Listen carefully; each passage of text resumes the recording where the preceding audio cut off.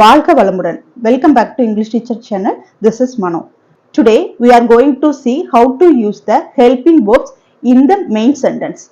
Main சென்டென்ஸ்ல நம்ம helping வெர்ப்ஸை எப்படி யூஸ் பண்றது, அதாவது மெயின் வெர்ப்ஸா எப்படி யூஸ் பண்றது அப்படிங்கறத நம்ம இன்னைக்கு பார்க்க போறோம். நம்மளுக்கு ஹெல்பிங் வெர்ப்ஸ்னா என்ன, மெயின் வெர்ப்ஸ்னா என்ன அப்படிங்கறது தெரிஞ்சுக்கிட்டா நம்ம இது போறது கொஞ்சம் ஈஸியா இருக்கும். ஸோ நம்ம மெயின் வெர்ப்ஸ்னா என்ன, ஹெல்பிங் வெர்ப்ஸ்னா என்ன அப்படின்னு பார்த்துடலாம். மெயின் வெர்ப்ஸ்ங்கிறது எல்லாருக்குமே தெரியும். என்ன அப்படின்னா கோ, வெண்ட், கான், இந்த verb 1, verb 2, verb 3, present, past, past participle நம்ம பார்த்துருப்போம். இது எல்லாமே என்ன அப்படின்னா மெயின் வெர்ப்ஸ் அப்படின்னு சொல்லுவாங்க. பட் இது மட்டும் கிடையாது. மெயின் வெர்ப்ஸை 5 கூட கன்வெர்ட் பண்ணலாம். அது எப்படி அப்படின்னா ப்ரெசன்ட் டென்ஸ் இருக்கு இல்லையா, ப்ரெசன்ட் டென்ஸ்ல நம்ம எஸ், இஎஸ் சேர்த்து எழுதுறோம் இல்லையா. பிளே, பிளேஸ், அதாவது தேர்ட் பர்சனுக்கு நம்ம எழுதுவோம், பிளேஸ்ன்னு எழுதுவோம். அங்க நம்ம பிளே போட முடியாது. ஸோ அந்த மாதிரி பிளேஸ்ன்னு போடும்போது பிளேஸ்ங்கிற வெர்ப்பை யூஸ் பண்ணுவோம். மெயின் வெர்ப்ஸ்ல ஃபர்ஸ்ட் ப்ரெசன்ட் இருக்கும், அப்புறம் ப்ரெசன்ட்லயே எஸ், இஎஸ் சேர்த்து எழுதுற ஃபார்மேஷன் இருக்கும். அடுத்து பாஸ்ட், பாஸ்ட்ங்கிறது தெரியும். கோங்கிறது வெண்ட், இப்போ பிளேனா பிளேடு அப்படின்னு சொல்லி நம்ம சொல்லுவோம். இப்போ இது பாஸ்ட் டென்ஸ். ஓகே, பாஸ்ட் டென்ஸ்க்கு அடுத்து வர்றது ப்ரெசன்ட் பார்ட்டிசிபிள். அதாவது ப்ரெசன்ட் பார்ட்டிசிபிள்னா ஐஎன்ஜி போட்டு எழுதுறது தான், வேற ஒன்றும் கிடையாது. இது சிம்பிள் தான். ப்ரெசன்ட் பார்ட்டிசிபிள்ங்கிறது ஐஎன்ஜி போட்டு எழுதுறது. இப்போ பிளேயிங் சொல்லும் போது பிளேயிங் அப்படின்னு சொல்லி சொல்லுவோம். கோ, கோயிங். இதுவே பாஸ்ட்ல சொல்லும்போது வெண்ட்னு சொல்லுவோம். அப்போ இங்க ப்ரெசன்ட் பார்ட்டிசிபிள்ல நம்ம வெர்போட ஐஎன்ஜி சேர்த்து எழுதுறது. ஃபிஃப்த் ஒன் என்ன அப்படின்னா நார்மலா நம்ம சொல்றதுதான் past participle. Played. Okay, play, played, played அப்படின்னு சொல்லுவோம். கோ, வெண்ட், கான் சொல்லுவோம் இல்லையா. அதே மாதிரி இங்க கோ, கோஸ், வெண்ட், அடுத்து கோயிங் போட்டதுக்கு அப்புறம் நம்ம கான் போடுவோம். சரியா? இந்த 5 ஃபார்மேஷன் இருக்கு. இது மெயின் வெர்ப்னு சொல்றாங்க. மெயின் வெர்ப்ஸ் கொஞ்சம் ஈஸி, ஷார்ட்னு முடிஞ்சிருச்சு. இந்த மெயின் வெர்ப்ஸ் தான் நம்ம பெரும்பாலான சென்டென்ஸ் ஃபார்மேஷனுக்கு யூஸ் ஆகுது. அபோவ் 80% ஆஃப் சென்டென்ஸ் ஃபார்மேஷனுக்கு நம்ம மெயின் வெர்ப்ஸ் தான் யூஸ் பண்றோம். இங்க ஹெல்பிங் வெர்ப்ஸ், ஹெல்பிங் வெர்ப்ஸ்னா என்ன அப்படின்னா ஆக்சிலரி வெர்ப்ஸ். இது எல்லாருக்குமே தெரியும். இப்போ ஆக்சிலரி வெர்ப்ஸ்ல நிறைய டைப் இருக்கு. ஃபர்ஸ்ட் என்ன அப்படின்னா பி வெர்ப்னு சொல்லுவாங்க. பி வெர்ப்னா என்னன்னு தெரியும். ஆம், இஸ், ஆர், வாஸ், வேர், இது எல்லாமே பி வெர்ப். இஸ், இந்த இதெல்லாம் நம்ம தேர்ட் பர்சனுக்கு, அதாவது ஹி, ஷி எல்லாம் யூஸ் பண்ணும்போது யூஸ் பண்ணுவோம். Next do, do verb. Do வெர்ப்னா என்ன அப்படின்னா do, does, did.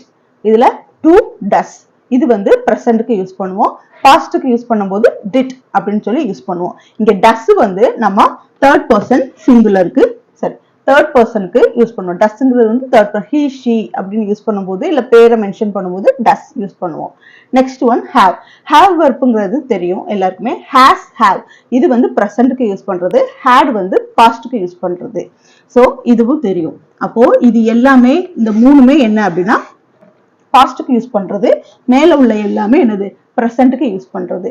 Next model வெர்ப்னு சொல்லுவாங்க, அதாவது ஆக்சிலரி வெர்ப்ஸ். மாடல் ஆக்சிலரின்னு சொல்லுவாங்க. இது எல்லாமே ஆக்சிலரி வெர்ப்ஸ் தான். அதாவது ஹெல்பிங் வெர்ப்ஸ் ஆக்சிலரி வெர்ப்ஸ்னு சொல்லுவோம். இப்ப மாடல் ஆக்சிலரிஸ்ல என்னென்ன இருக்குன்னு பார்க்கலாம். Can, could, will, would, shall, should, may, might. இந்த மாதிரி கேன், குட்டுக்கு நம்ம யூஸ் பண்ணும்போது பாஸ்ட். ஓகேங்களா? கேனை நம்ம பிரசன்ட்க்கு யூஸ் பண்ற மாதிரி குட்டு பாஸ்ட். வில்லு என்னது, வுட், இதுவும் பாஸ்ட். ஓகேங்களா? இதுலயும் பாஸ்ட் ஃபார்ம், இதுலயும் பிரசன்ட் ஃபார்மேஷன் இருக்கு, பாஸ்ட் ஃபார்மேஷனும் இருக்கு. Can, could, will, would, shall, should, may, might. அடுத்து பாருங்க நீட், மஸ்ட். இது எல்லாம் இந்த need, must, ought to, dare, be able to, used to, இந்த 6 இருக்குது இல்லையா. Need, must, ought to, dare, be able to, used to, இந்த 6மே என்ன சொல்வாங்க அப்படின்னா செமி மாடல்பாங்க. Semi modal, semi modal auxiliary அப்படின்னு சொல்லி சொல்லுவாங்க. இல்ல அப்படின்னா குவாசி ஆக்சிலரி, குவாசி மாடல் இல்ல குவாசி ஆக்சிலரி அப்படின்னு கூட சொல்லுவாங்க.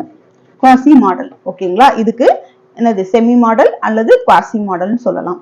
ஓகே, இதுதான் என்னது ஆக்சிலரி வெர்ப், அதாவது ஹெல்பிங் வெர்ப்ஸ். இப்போ உங்களுக்கு மெயின் வெர்ப்ஸ்னா என்ன, ஹெல்பிங் வெர்ப்ஸ்னா என்னன்னு தெரிஞ்சிச்சு. வாங்க இன்னைக்கான டாபிக் உள்ள போயிடலாம். இப்போ நம்ம ஃபர்ஸ்ட் டு வெர்ப்பை வச்சு சென்டென்ஸ் ஃபார்ம் பண்ணலாம். இப்போ டு, இதுல ராம் தனது உடற்பயிற்சியை எனது மாலையில செய்கிறாருன்னு சொல்லி சொல்றாங்க. அப்போ Ram does his exercise in the evening. இப்போ இதுல எது வெர்ப்பா இருக்குது, டஸ். ஓகே, அப்ப டு வெர்ப். இந்த டு வெர்ப் தான் இங்க என்ன வெர்ப்பா வருது அப்படின்னா மெயின் வெர்ப்பா வருது. ஓகேங்களா? இது நம்ம என்ன சொல்லுவோம், ஹெல்பிங் வெர்ப்ஸ்னு சொல்றோம், ஆக்சிலரி வெர்ப்னு சொல்றோம். ஆனா இந்த சென்டென்ஸ்ல ஓகே, இந்த மெயின் சென்டென்ஸ்ல இந்த டஸ் வந்து எப்படி வருது அப்படின்னா மெயின் வேர்பா வருது. அடுத்த சென்டென்ஸ் பாருங்க. Ram doesn't play the flute. Okay, ராமுக்கு வந்து ஃப்ளூட் ப்ளே பண்ண தெரியாது, ஃப்ளூட் வாசிக்க தெரியாது. இங்கேயும் டஸ் வந்திருக்கு. ஓகே, அப்ப இங்க இது மெயின் வேர்பா அப்படின்னு கேட்டா இல்ல. ஏன் இல்ல அப்படின்னா ஆல்ரெடி என்ன வந்துருச்சு, மெயின் வேர்ப் வந்துருச்சு. பிளேங்கிறது மெயின் வேர்ப். மெயின் வேர்ப் வந்து அதுக்கு முன்னாடி ஒரு வேர்ப்ஸ் வந்துச்சு அப்படின்னா அது ஹெல்பிங் வேர்ப்ஸ், அதாவது ஆக்சிலரி வேர்ப்னு சொல்லுவோம். ஓகேங்களா, அதை வந்து ஆக்சிலரி வேர்ப்னு சொல்லுவோம். அப்போ ராம் டசன்ட் பிளே, அப்போ இங்க வந்து அவனுக்கு பிளே பண்ண தெரியாது. அப்படிங்கும் போது இங்க பிளே மெயின் வேர்ப் வந்துட்டதுனால இங்க டஸ் வந்து எதா ஆயிடுச்சு அப்படின்னா ஆக்சிலரி வேர்ப்பா வந்துருச்சு. பட் இங்க வந்து பாருங்க, ஃபர்ஸ்ட் சென்டென்ஸ்ல பாருங்க, இங்க வேற எந்த மெயின் வேர்ப்பும் வரல. அதனாலதான் இங்க டஸ் வந்து என்ன இருக்கு, மெயின் வேர்ப்பா வந்திருக்கு.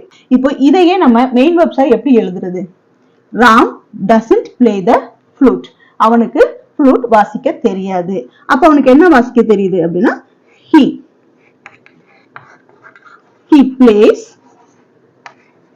he plays the piano.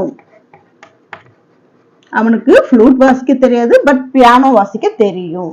Okay, he plays the piano.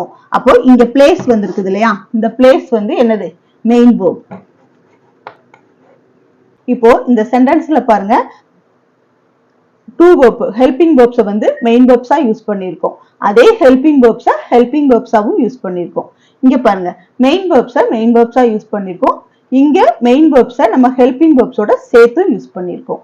So ரெண்டும் சேர்ந்தும் வரலாம், தனித்தனியாவும் வரலாம். ஒரு சென்டென்ஸ் எடுத்துக்கிட்டீங்க அப்படின்னா மெயின் வேர்ப்ஸ் இல்லாம இருக்காது. அது மெயின் வேர்ப்ஸாவும் இருக்கலாம், இல்ல ஹெல்பிங் வேர்ப்ஸாவும் இருக்கலாம். ஹெல்பிங் வேர்ப்ஸ் மெயின் வேர்ப்ஸா கன்வெர்ட் ஆகி இருக்கலாம். ஓகே, இப்ப இந்த டூ சென்டென்ஸ் இருக்கு இல்லையா, இப்போ இந்த டூவை வந்து நம்ம ஹெல்பிங் வேர்ப்ஸ்ல எப்படி யூஸ் பண்றது, மெயின் வேர்ப்ஸ்ல எப்படி யூஸ் பண்றது அப்படிங்கிறத பார்த்தோம். இதே மாதிரி பி வேர்ப்பை எப்படி யூஸ் பண்றது அப்படின்னு பார்க்கலாம். இப்போ இந்த பி வேர்ப்பை பாருங்க, Arun fiancee is a very kind woman. Arun ஃபியான்சேனா தெரியும் இல்லையா, அருணோட வருங்கால மனைவி எப்படிப்பட்ட பொண்ணா, ரொம்ப கைண்டான பொண்ணு, ரொம்ப அன்பான பொண்ணு, எல்லார்கிட்டையும் அன்பு செலுத்துற பொண்ணுன்னு சொல்லியிருக்காங்க. So Arun fiancee is a very kind woman அப்படின்னு சொல்லியிருக்காங்க. அப்போ இங்க இஸ், அதாவது நம்ம பி வேர்ப் வந்து இங்க எதா வந்திருக்கு அப்படின்னா மெயின் வேர்ப்பா வந்திருக்கு. ஆக்சிலரி வேர்ப் இங்க மெயின் வேர்ப்பா வந்திருக்கு. வெரி கைண்ட் உமன் சொல்றோம் இல்லையா, இது நவுன் தான், ஒரே பர்சனை தான் மொத்தமா சொல்றோம், இது நவுன். ஓகேங்களா, இந்த நவுனுக்கு முன்னாடி ஆக்சிலரி வேர்ப் மெயின் வேர்ப்பா வரும். இப்போ அடுத்து தேவி இஸ் டாக்கிங் வெரி ஃபாஸ்ட். இங்கேயும் இஸ் இருக்கு. ஓகே, இப்போ இந்த சென்டென்ஸ்லயும் இஸ் இருக்கு, இங்கேயும் இஸ் இருக்கு. பட் அது வந்து நம்ம என்ன சொன்னோம், மெயின் வேர்ப்னு சொன்னோம். பட் இங்க வந்து என்ன வரும் அப்படின்னா இஸ் வந்து ஆக்சிலரி வேர்ப்பா ஆயிடும். ஏன் அப்படின்னா டாக்கிங்ல மெயின் வேர்ப் இருக்கு. ஓகேங்களா, இப்போ மெயின் வேர்ப் வந்துட்டா நம்மளுடைய ஹெல்பிங் வேர்ப்ஸ் வந்து ஹெல்பிங் வேர்ப்ஸாவே தான் இருக்கும். சென்டென்ஸ்ல மெயின் வேர்ப்ஸ் இல்லைன்னா நம்ம ஹெல்பிங் வேர்ப்ஸ் தான் அங்க மெயின் வேர்ப்ஸ். ஓகே, இப்போ தேவி இஸ் டாக்கிங் வெரி ஃபாஸ்ட், தேவி மிக வேகமாக பேசுகிறாள் அப்படின்னு சொல்றோம். இப்போ இத வந்து நம்ம மெயின் வேர்ப்ஸை மட்டும் வச்சு எழுத முடியுமா அப்படின்னு கேட்டா கண்டிப்பா முடியும். தேவி ஸ்பீக்ஸ் வெரி quickly. தேவி ஸ்பீக்ஸ் வெரி குவிக்லி. நம்ம பெரும்பாலும் யாராவது அதிகமா சீக்கிரம் பேசுறாங்க இல்ல ரொம்ப பேசுறாங்க அப்படின்னா she speak very quickly அப்படின்னு தான் சொல்லுவோம்.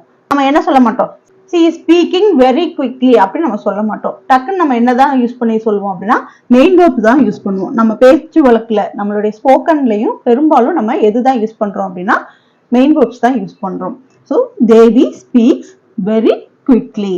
ஓகே, இங்க எஸ் வந்திருக்கு, எதனால அப்படின்னா தெரியும், third person, he she it இல்ல பேர் மென்ஷன் பண்ணியிருந்தா நம்ம எஸ் போடணும்.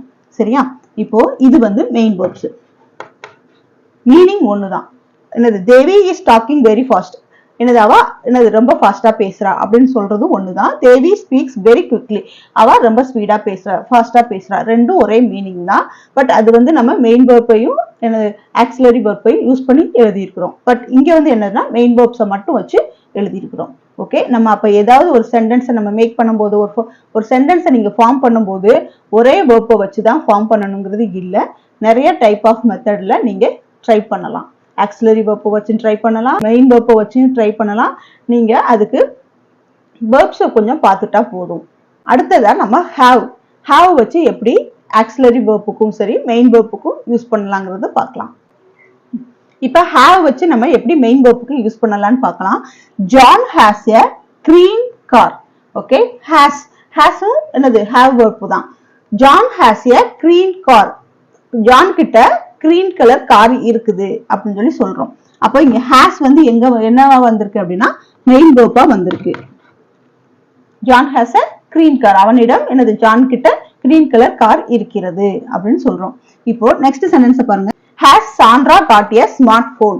ஸ்மார்ட் அதாவது சாண்ட்ரா கிட்ட ஸ்மார்ட் போன் இருக்கிறதா, சாண்ட்ராவுக்கு என்னது ஸ்மார்ட் போன் கிடைத்திருக்கிறதா அப்படின்னு சொல்லி கேட்கும்போது என்னது has Sandra got a smartphone அப்படின்னு சொல்லி சொல்றோம். இங்க has வந்து ஹெல்பிங் verbs-ஆ மாறிடும், அதாவது ஆக்சிலரி verbs-ஆ மாறிடும். gotங்கிறது மெயின் verb. ஓகேவா? get got அப்படின்னு நம்ம பார்த்திருப்போம். பாஸ்ட், இது வந்து பாஸ்ட்ல இருக்கு, அப்ப ஆல்ரெடி அவளுக்கு கிடைச்சிருக்கு. Okay, has Sandra got a smartphone? சாண்ட்ராவுக்கு என்னது ஸ்மார்ட் போன் கிடைத்திருக்கிறதா அப்படின்னு சொல்லி கேட்கும்போது நம்ம hasங்கிற ஆக்சிலரி verb-ஐயும் யூஸ் பண்ணிருக்கோம், gotங்கிற மெயின் verb-ஐயும் யூஸ் பண்ணிருக்கோம். இப்போ இதையே நம்ம மெயின் verb-ஐ மட்டும் வச்சு எப்படி கேட்கிறது? Does Sandra has a smartphone? இதுக்கும் அதே மீனிங் தான். சாண்ட்ராவுக்கு ஸ்மார்ட் போன் கிடைத்திருக்கிறதா அப்படின்னு கேட்கிற கொஸ்டின் தான். ரெண்டு கொஸ்டினும் ஒண்ணுதான். ஆனா இங்க ஹேஸ வந்து ஆக்சிலரி verb-க்கு யூஸ் பண்ணிருக்கோம், அதே ஹேஸ நம்ம இங்க மெயின் verb-க்கு யூஸ் பண்ணிருக்கோம். ஓகேங்களா? ஒரே ஹேஸ் தான். ஓகே, ஆனா இங்க ஆக்சிலரி verb-க்கு யூஸ் பண்ணிருக்கோம், இங்க மெயின் verb-க்கு யூஸ் பண்ணிருக்கோம். எதனால இங்க ஆக்சிலரி verb-க்கு வந்தது அப்படின்னா காட்ங்கிற மெயின் verb வந்துருச்சு. ஓகேங்களா? மெயின் verb வந்துட்டதுனால நம்ம ஆக்சிலரி verb-ஆ எழுதியிருக்கிறோம். அதுவே இங்க பாருங்க, does Sandra has a smartphone? இங்க doesங்கிறது என்னது ஆக்சிலரி verb. சோ இங்க இது ஆக்சிலரி verb-ஆ வந்துட்டதுனால நம்ம has வந்து மெயின் verb-ஆ ஆயிடுச்சு. இப்போ ஆக்சிலரி verb-ஐ ஆக்சிலரி verb-க்கு மட்டும், ஆக்சிலரி சென்டென்ஸ்க்கு மட்டும் யூஸ் பண்ணாம மெயின் verb-க்கு எப்படி யூஸ் பண்றது அப்படிங்கறத தெரிஞ்சுக்கிட்டோம். கண்டிப்பா இந்த வீடியோ உங்களுக்கு பிடிச்சிருக்குன்னு நான் நம்புறேன். இந்த வீடியோ பிடிச்சிருந்ததுன்னா மறக்காம லைக் பண்ணுங்க, ஷேர் பண்ணுங்க, கமெண்ட் பண்ணுங்க, பக்கத்துல இருக்க சப்ஸ்கிரைப் பட்டனை கிளிக் பண்ணுங்க. Thank you for watching and thank you to everything. Thank you.